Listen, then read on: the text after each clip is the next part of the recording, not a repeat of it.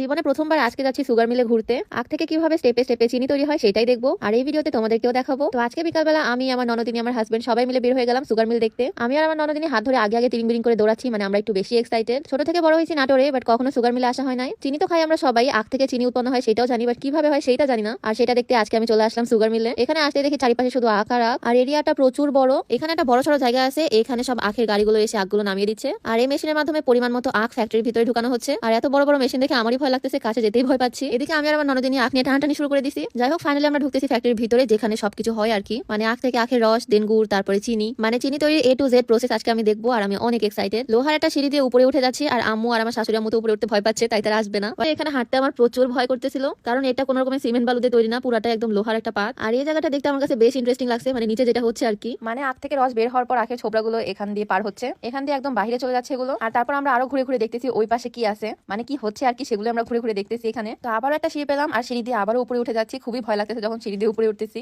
একদম রেলিং গুলো ধরে ধরে এই লোহার সিঁড়ি দিয়ে উপরে উঠতেছি, কারণ এগুলো অনেক বছর আগেকার সিঁড়ি। আর উপরে এখানে পুরো ফ্লোরটাই হচ্ছে লোহার জাস্ট একটা পাত, আর এখানে যে ছিদ্র ছিদ্রগুলো আছে এগুলো দিয়ে দেখাও যাচ্ছে নিচের ফ্লোরটা, সেই জন্য আর কি বেশি ভয় লাগতেছে। আর এই জায়গাটাতে রস জাল হচ্ছে, উপরের ফ্লোরটা আরো ঘুরে ঘুরে দেখতেছি এখানে কি কি আছে। দেন এইটা দেখলাম, বাট বুঝলাম না এই জায়গাটাতে আসলে কি হচ্ছে। আর এদিকে বড় বড় অনেকগুলো টাঙ্কি দেখতে পাচ্ছি, মানে বিশাল বড়, এগুলোর ভিতরে রস আছে। আর মিলের উপর থেকে নিচের দিকে তাকাইলেও ভয় করতেছে, মানে অনেক উপরে এখন আমরা। আর সামনের দিকে দেখলাম আরো কিছু টাঙ্কি, মানে বিশাল বড় বড়, এখানে রস জাল হচ্ছে। এখানে কিছু ছোট ছোট জানালা আছে, এগুলো দিয়ে দেখাই যাচ্ছে ভিতরে রসগুলো একদম টকবক করে ফুটতেছে, বাহির থেকে দেখা যাচ্ছে। আর এদিকে ট্যাপের মতো পাইপও সেট করা আছে। আর শীতের মধ্যে ঘুরতে ঘুরতে আমাদের একদম গরম লেগে গেছে, ফ্যানের সামনে গিয়ে ঢং করতেছি সেজন্য। আর ফাইনালি এখন আমরা সেই জায়গায় যাচ্ছি যেখানে চিনি দেখতে পাবো আমরা। এখানে চিনিগুলো এসে পৌঁছায়, আর এখানে আর কি চিনিগুলো ফিল্টারিং হয়। চিনির বড় বড় যে দলাগুলো আছে সেগুলো উপরের দিকে আছে, আর একদম মিহি দানাগুলো নিচে পড়ে যাচ্ছে। এটা প্রচুর পরিমাণে ভাইব্রেট হচ্ছে, মানে কাঁপতেই আছে, হাত দিয়ে ধরাই যাচ্ছে না। তারপর আর কি বড় বড় দুইটা চিনির পাথর নিয়ে নিলাম, মানে এগুলো চিনি বাট পাথরের মতো শেপ হয়ে আছে। মিল থেকে এরকম একদম গরম গরম চিনি খাওয়ার মজাই আলাদা। এখানে আমরা বেশ অনেকক্ষণই ছিলাম, এই জায়গাটা আমাদের বেশ ভালো লাগছে। আর খুঁজে খুঁজে ও আমাকে একটা লাভ শেপের মতো চিনি এনে দিছে, মানে এটা অনেকটাই লাভ শেপের মতো দেখতে। তো উপরে অনেকগুলো চিনি টিনি খেয়ে তারপরে আমরা নিচে নামবো, আবার ভয়ে ভয়ে নিচে নামতেছি। আর নিচে এই জায়গায় আরো কিছু চিনি ছিল, মানে এগুলো হচ্ছে একদম ফ্রেশ চিনি। এখানকার চিনি টেস্ট করে দেখলাম এগুলো আরো বেশি টেস্টি। উপরে প্রত্যেকটা ফ্লোর আমাদের ভিজিট করা শেষ, দেন আমরা একদম নিচে নেমে গেলাম। আর নিচের ফ্লোরটাও ঘুরে ঘুরে দেখলাম কোথায় কি আছে, তারপরে বের হলাম। এখন যাবো মিলের পিছনে সাইডটাতে, আর ও আমাকে বোঝাচ্ছে কি থেকে কি হয়। আর এই জায়গাটা সরিষার ক্ষেত আছে, দেখে বেশ ভালোই লাগলো।